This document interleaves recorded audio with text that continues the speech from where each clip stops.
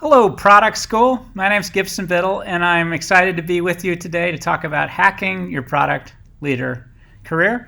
And I'd like you to start by thinking about the most important product, and that product is, in fact, you.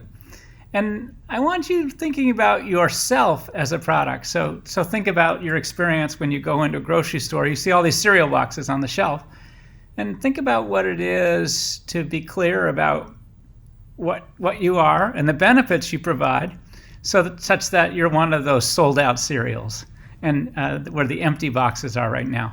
So that's really, I want you to thinking about yourself as the product, and that's the key concept in hacking your product leader career. We're used to building products, and in building products we form hypotheses, and then we find ways to experiment with those ideas, and then we have results and feedback systems to figure out what's good or bad. And I encourage product leaders to take that same approach. So by background, my name is Gibson Biddle. I started early at Electronic Arts, and then I built kids software, including Sesame Street. And then I joined Netflix in 2005 and then moved on to my next startup, Chegg. Like, which came first, the chicken or the egg? In 2010, it's a textbook rental and a homework help online Chegg study program. And then the last 3 or 4 years, I've been doing this kind of stuff. Now I'm very focused on talks, workshops, and writing for product leaders. Today's talk, it's really around 3 different chapters, if you will. The first is, how do you position yourself? The second is, how do you experiment, or I call it career hacking? And then the third is about having results and feedback systems, because none of us are self-aware. So how do you form this thing that I call a personal board of director? So let's move on to chapter 1, if you will, positioning yourself. I want to talk about the skills that you need and that you'll develop over time to progress into leader. So I have a very simple positioning model. It really asks 3 questions. And I want you thinking about, how would you answer these 3 questions for yourself? So the first question is, what is it? Like, what are you? The second question is, what are the benefits that you provide to an employer? And the third is, what is your personality? And that's because all products need to be relatable to its customer. So I'll answer the question for me. Gibson Biddle is a product leader executive who helps startups with a proof of concept to scale. And then to reveal my skills, I have strong strategic thinking, management, and leadership skills. And then to reveal my personality, if you know me, I try to be genuine, and I do it in sometimes quirky way, a little bit weird at times. So that's me. And the real question is, how do you position yourself? And I want to give you some deeper thinking about how I arrived at some of the solutions for me. So the first question I pose of product leaders are, what are the skills in order to be a successful product leader? In this case, I've chosen a totemic leader. This is Steve Jobs. Think about for a moment, what are his skills? Now, I've asked this questions of thousands of product leaders, and recently I did it with many hundreds of product school peeps. And when I asked them the question, these were the answers. I built a word cloud for you. And you can see that key is communication. And then you see a notion of vision and visionary and storyteller. And you see strategy, the ability to inspire. You see empathy, all of these things. And these are all components of it. And when I'm answering the question, what are the skills of a product leader, I sort of divide it in 2 sides. The left side, these are the product skills. And then on the right, no matter what function you're in, the aspiration is to grow into a leader. And I have very specific leadership skills as well. So if I'm interviewing a candidate, these are the 7 words that I'll stick on a whiteboard, and I'll ask the question, hey, what are your top 1 or 2 skills on this? And I'm not searching for anything. I'm just trying to get to know that person, their skills. This is Aparna Chennapragada, who's a VP of technology at Google. But if I talk to a candidate, they'll say, well, what do you mean by each of these words? So I'll share it with you. By technical, I mean you work effectively with engineers. You don't let your eyes gloss over when the conversation gets technical or too technical.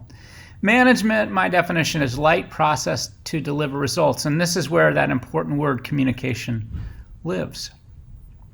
You can bring people together to build stuff. That's really what it means. And then in the work that we do, as we're in a creative industry, and our job is to generate ideas that matter. And then it's helpful to build a business if we generate profits or shareholder value, then we are able to invest more money in building an even better product in the future. And then you can tell, I think marketing skills are important for a product leader.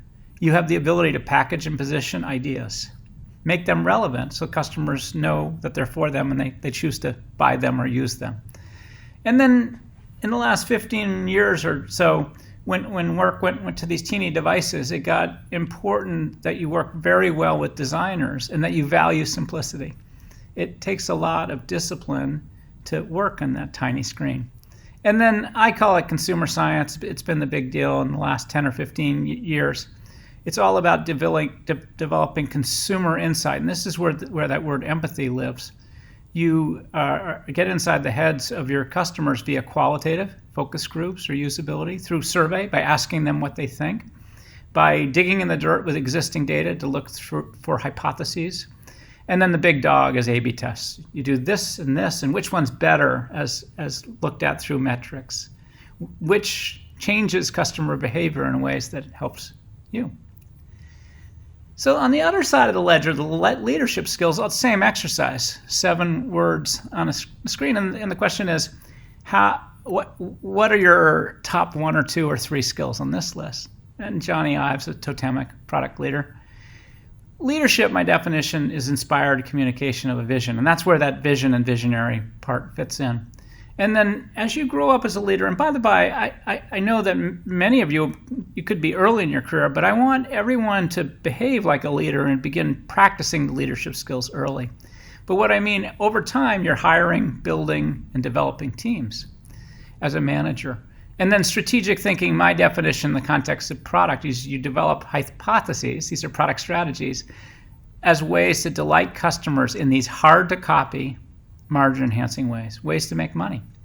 And then if, as a leader, you're not a follower, so you need to be proactive, results-oriented, do what it takes to make stuff happen. And then there's a softer side to a leader, and that's where it's all about culture. And I love culture because culture, if everybody in a company understands the values of a company, they can make great decisions without talking to each other. You don't need any process. So it helps evaluate fit, but it's also a foundation for light process. And business maturity just means you have great judgment around people, product, and the business. And sometimes it's correlated with age and sometimes not. And then domain expertise, different companies need different things depending on their category and the stage of the company. So these are the 7 leadership skills that I look for. So just to give you a sense of how different folks are, this is April Underwood. Till about a year ago, she was the product leader at Slack. I'm sure most of you are using her product, probably right now. And so I asked her, hey, April, on that left-hand side, what are your key skills, your superpowers, if you will? And she said, hey, I'm very strong technically. I grew up as an engineer. I have strong business skills. And I also, like you, Gib, I understand the importance of marketing, and I'm strong at it. And then on the other side of the ledger, her leadership skills, she says, I'm very strong on strategy. I'm highly proactive and results-oriented. That's why I work with earlier stage startups. And then I think I have great judgment around people, product, and the business. So to understand me, this is me, business, marketing, and consumer science on the left, and on the right, leadership, management, and strategy. So the point is we're all different. It's about finding the best fit role for us at the companies that's looking for certain skills. So the question I put to you today, think of these, if you're got 1 or 2 skills on the top of this list, those are your superpowers. And I learned to really focus on my superpowers and not worry as much about some obvious deficiencies. People hire you for those really strong things that you do. So this is what I want you to think about. In your head, what are the 2 or 3 words on the left that define you, your superpowers, and the top 2 or 3 words on the right? And I've asked this question of thousands, and recently with the product school audience. When I put these 7 words, you see a rich diversity. So none of us are the same. In that audience, strong on technical, but you can see management, creative business are tightly bundled, and then not a huge surprise to me. not many folks self-identified as having strong marketing skills. And then when I asked the second question, on the right side of the ledger about leadership, this one actually has a little bit more diversity. So you see people self-identifying on culture, and you see the leadership and the strategy are strong. And then it may be a lack of confidence around the business maturity or simply youth. I have no idea. And newsflash, as I got older, I didn't necessarily develop better judgment. But again, you want to see, these are the skills, and you can see there's a real range of the skills that people say they have. And the good news here is you don't have to learn all these skills overnight. You have time. That in fact, you develop them as your career progresses. So this is what I call a career ladder. You start at the bottom and you work your way up. So I'll share my career. The first thing I ever built, and the question was, could I build something? Could I get engineers and animators and designers together? Yes, I could. And built Sesame Street Counting Cafe. Spent $300,000 and sold 300 units. So not a hit. My first hit product was Sesame Street Elmo's Preschool. A full preschool curriculum in a box for 2, 3, and 4-year-olds. And then over time, I built lots of kids software, but I realized that my job was really to help build a successful organization where others could do that kind of work. So I had a product leader on Madeline, a little French girl, on Schoolhouse Rock, on Arthur. I had a team. I was building an organization. And at some point, I became a VP of product, and I realized that a big part of the job was now to build successful companies. And see, these are the 4 that I had a hand in. And then the reason I went to Netflix, I aspired to do more. I wanted to help build an industry. And that industry, in fact, is streaming. I'm guessing that most of you were streaming last night. Or maybe some of you are streaming right now on the side. Stop that. Okay, focus. Anyways, so this is what career ladders look like. And you develop different skills at different moments in time. So early on, when you're trying to build something, it's basic design and management. Can you pull together teams to build a product? And then the next stage, for me, with Elmo's Preschool, you can tell I was aware of the packaging and the positioning, the marketing, and then consumer insight. Getting inside the heads of 2, 3, and 4-year-olds, or more importantly, their parents who buy stuff. And then as you begin to be approaching, you're a VP, you start learning how important leadership is, that inspired communication of a vision, but strategy, hiring, and then you begin to understand why culture is so important.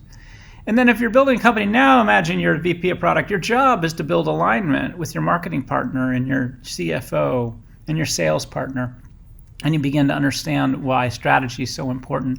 And if you have the good fortune to be engaged in building an industry, it's all about long-term strategy. Think about the hundreds of partnerships that Netflix established in order to enable you to watch anytime and anywhere on any TV-connected device. That was there because of long-term strategic thinking that worked, as well as partnerships. Netflix did not go it alone. It never built one box.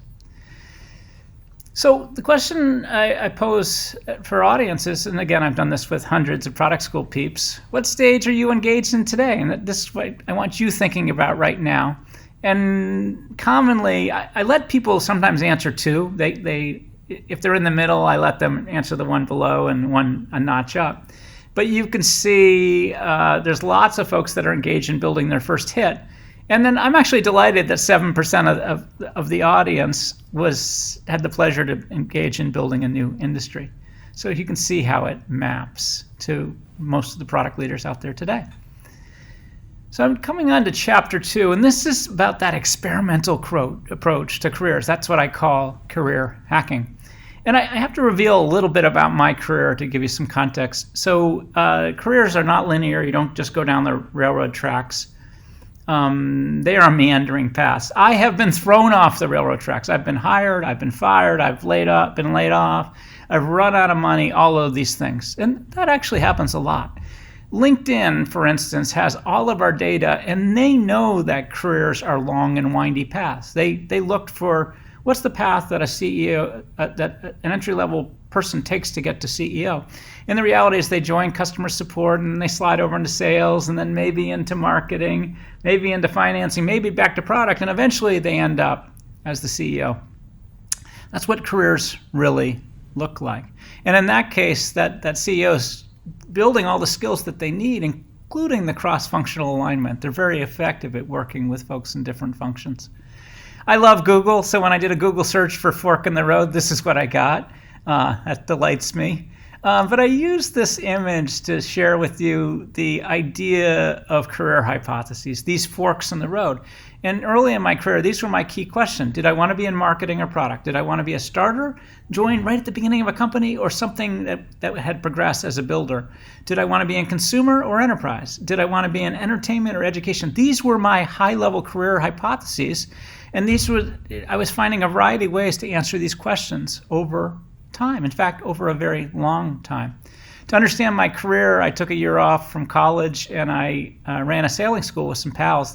I came from Boston to the San Francisco Bay, which I loved. And then I graduated from school. I continued with J-World, but then I was afraid that I was going to turn into a beach bum. So I began my professional career in a creative industry at an ad agency, and I worked in the mailroom my first 6 months.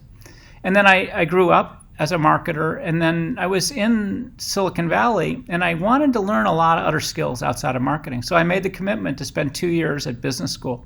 This is at Tuck, which is Dartmouth, and I chose it because it's the only place that has its own ski area. And this is me with Kristen. We're now married, and those fashions are coming back. Gosh darn it.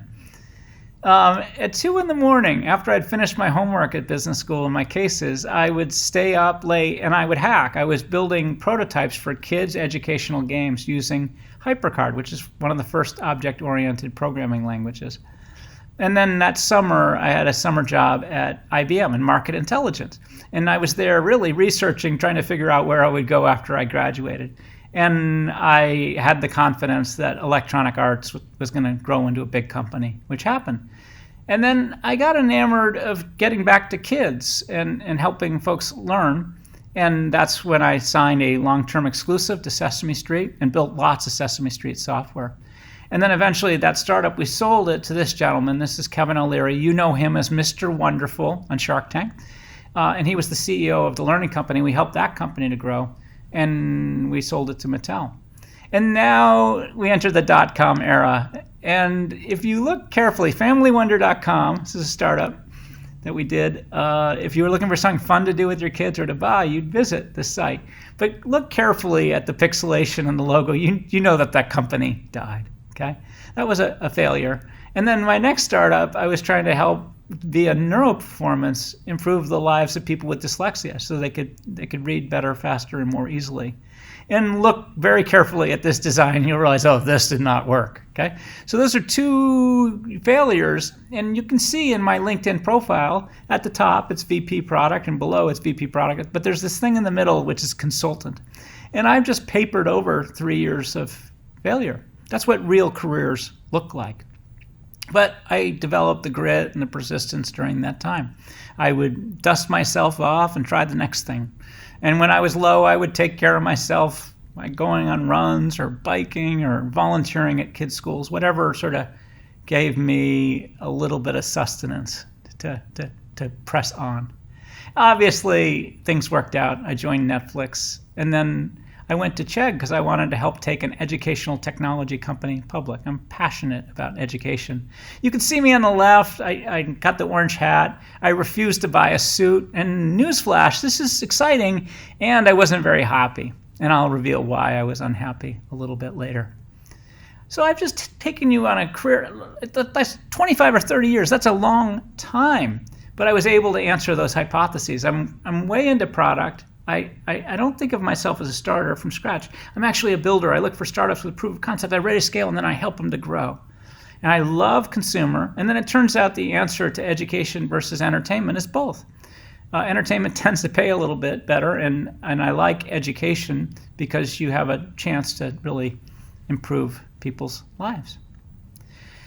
So what I want you thinking about right now are what are your career hypotheses? That's what I want you thinking about.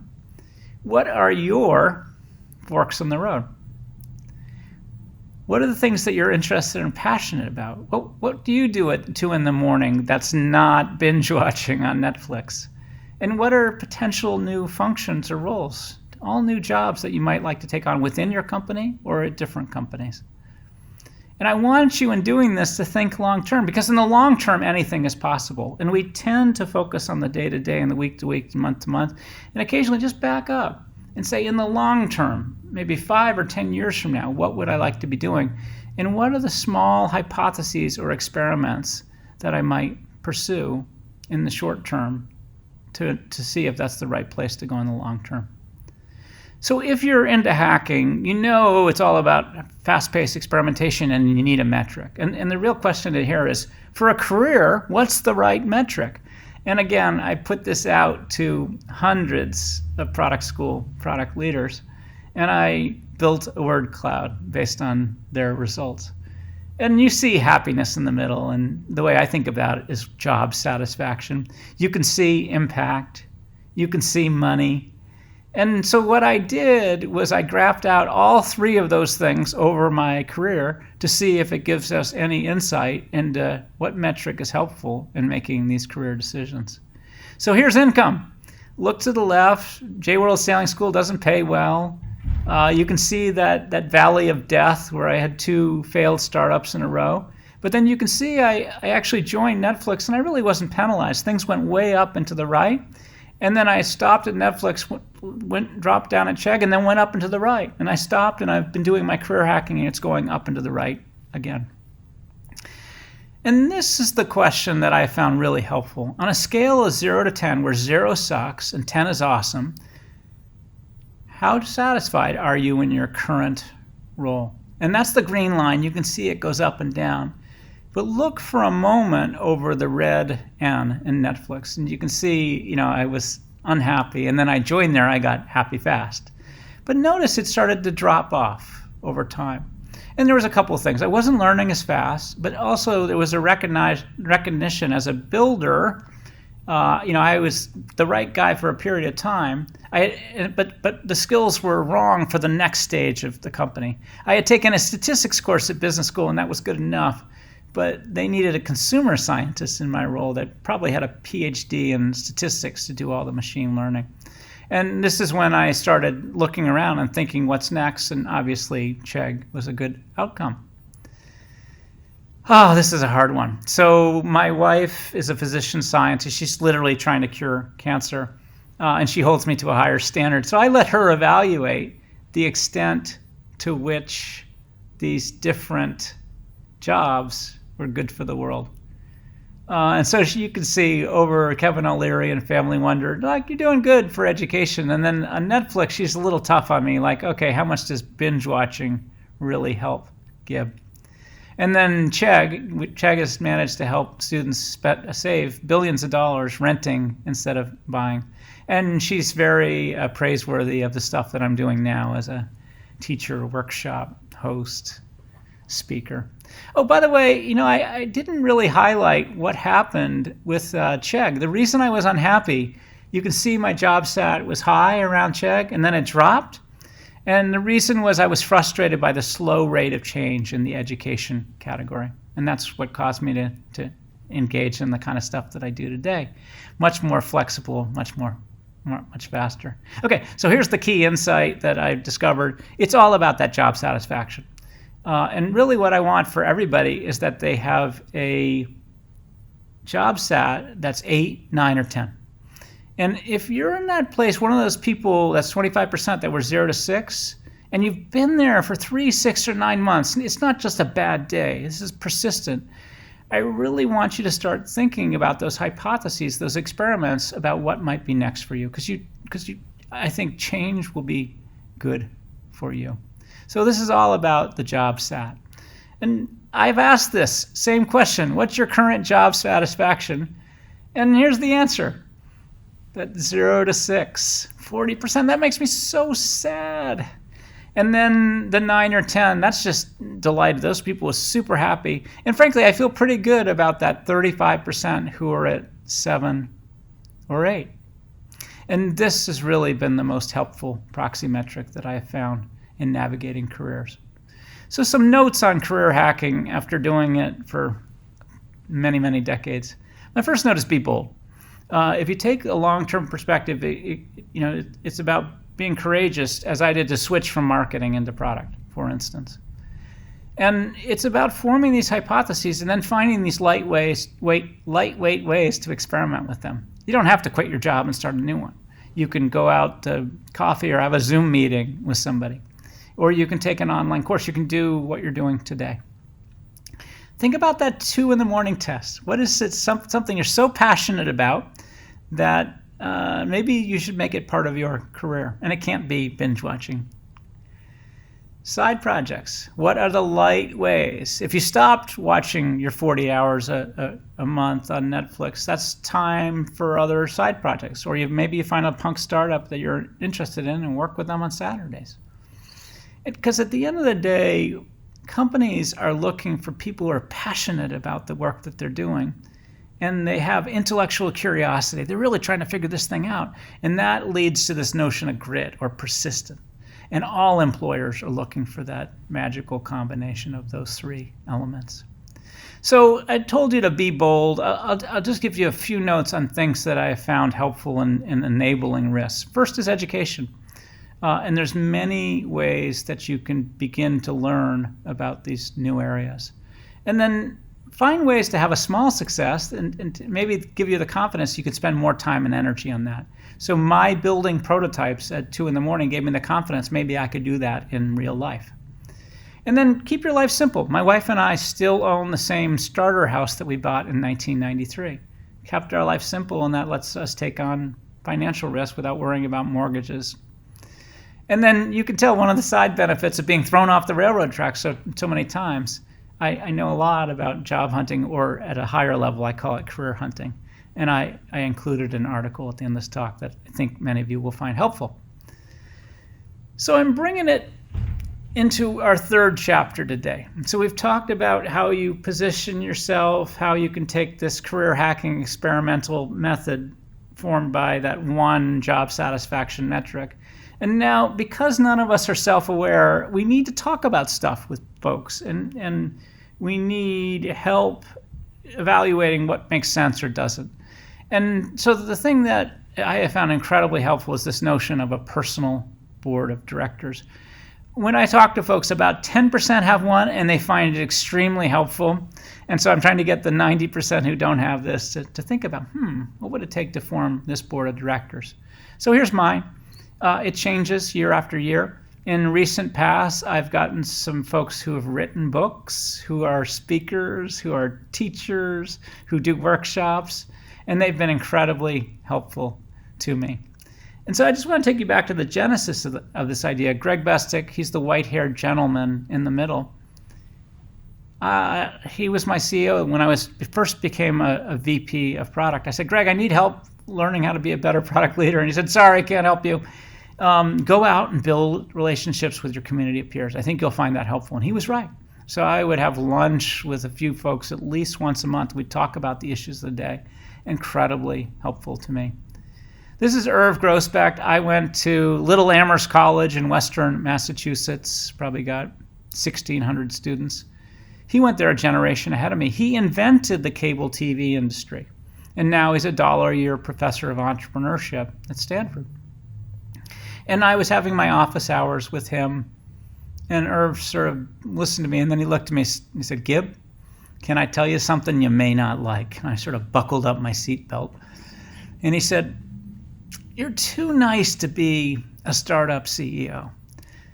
And what was going on was my hypothesis was I would go beyond product leader to be CEO, to be the head of a company. That was on my mind. And he said, now, by the way, there's some nice CEOs out there, but he said, Gib, you're very thoughtful, you're very deliberate, and the most likely path for you to become a CEO is at a startup. And it just doesn't seem like you. I don't think you'd enjoy it. And that resonated with me. And he kept me from probably banging my head on a wall for 5 years if I had taken on that role. And he released me from the notion that I had to do something like that before I died. Patty McCord, she ran HR and people at Netflix, and I had stopped working. I was looking for non-traditional roles, and I said, hey, I'm frustrated. I'm not finding non-traditional roles. This is on a walk on the beach in Santa Cruz. And she said, Gib, just tell people what you want. So when folks started calling me. I said, hey, I'm interested in being a product leader, but only if it's 3 days a week. And that happened. So they would call me an executive in residence, but I was the 3-day-a-week product leader at Life 360, at NerdWallet, at MetroMile. It was awesome. And this was just based on a conversation walking on the beach.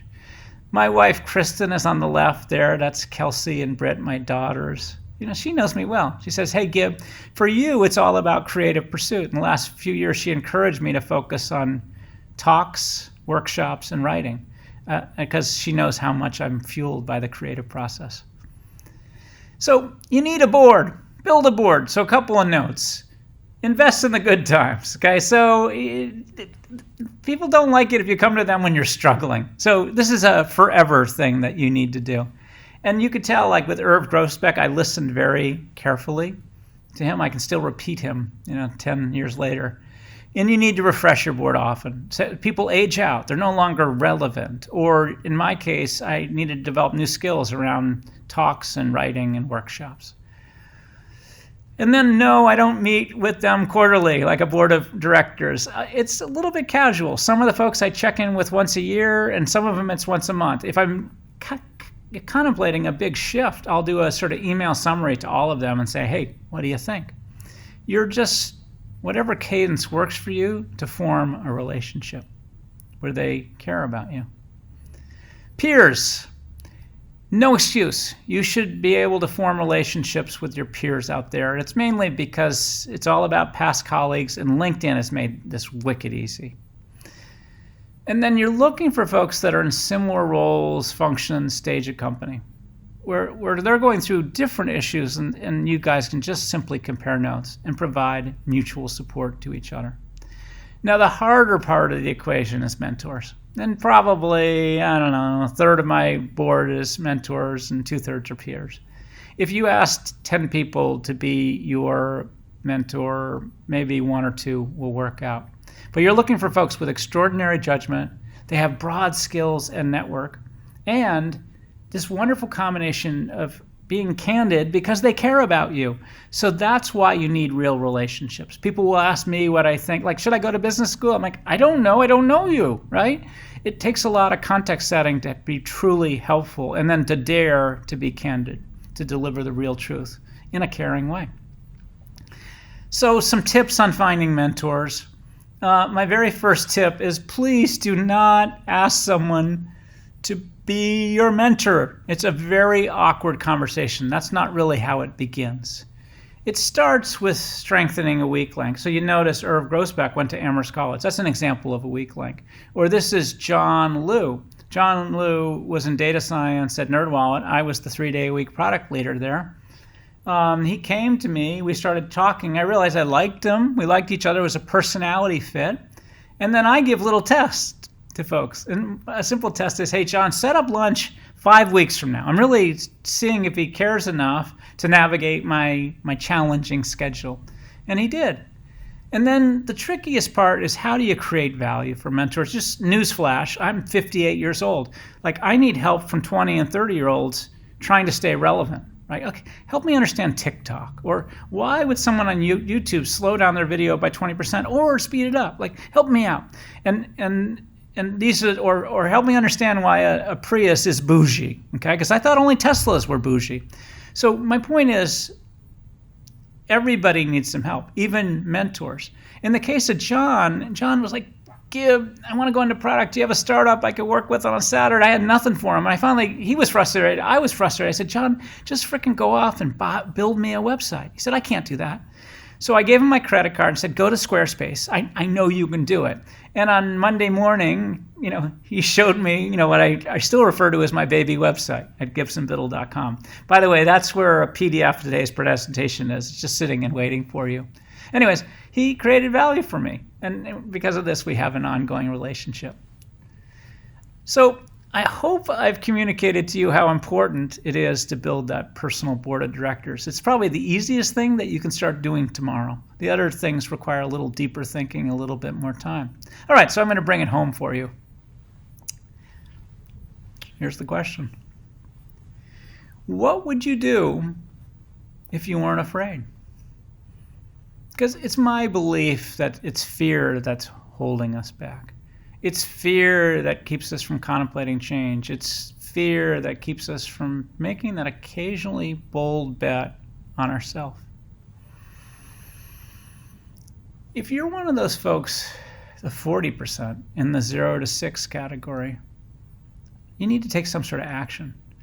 If you're in the 7 or 8, your career could be better. And yeah, I'm delighted for the 9s and 10s. Keep doing stuff. And the action that I encourage you to take is all about the principles I've been talking about in hacking your career. So I'd love you to think about, how do you position yourself? What are your product and leadership superpowers, if you will? And reflect on that career ladder and where you are in the new skills that you want to develop. And based on that, form hypotheses and begin to find ways to experiment with side projects. Read a book, take a course, engage with a startup on a Saturday, whatever it takes. And then you need a way to evaluate what's working and not. And because we're humans, it's easier if we talk and work with others. And that's why I'd love for you to get feedback via your personal board of directors. And this is what career hacking is all about. And this continues forever until you're older than dirt like me. At the end of the day, I want everyone out there to have job satisfaction of 8, 9, or a 10. And it's doable if you take some of these ideas to heart. So with that, I say thank you. Thank you very much for being with me today. It's been great fun. And if you know me, you know I'm not quite done, because there's always something more. Sometimes I feel like I'm a street performer. I'm breathing fire, the crowd's around, and then like a street performer, I do this incredibly stupid thing, which is I pass the hat. And we've all run away when the street performer passes the hat. In this case, I'm not asking for money. I'd love your feedback. So if you hold up your phone, this is a QR code. A link will magically pop up for SurveyMonkey. It's asking a question on a scale of 0 to 10, where 0 sucks and 10 is great. Choose a number, how likely you would be to recommend this talk to a friend or a colleague. And then I'd love to know one thing that you enjoyed about this talk and one thing that would make it better. This is my 511th survey result. This is how I engage in high cadence learning, doing this kind of stuff. Your feedback is incredibly helpful to me. So thanks so much in advance for that. If you have an Android with Lollipop, it didn't work. That's the same QR code as before. But if you go to gibsonbiddle.com, my baby website, there's a link waiting for you. It'll take you to a PDF for this presentation, as well as an article I wrote on hacking your career, as well as how to find a great job. And I think you'll find both of those essays worthwhile. And so with that, I truly am saying thank you and goodbye. Really neat to be with all of you today. And I hope to see all of you in the future. And make it an 8. Goodbye. Thanks so much.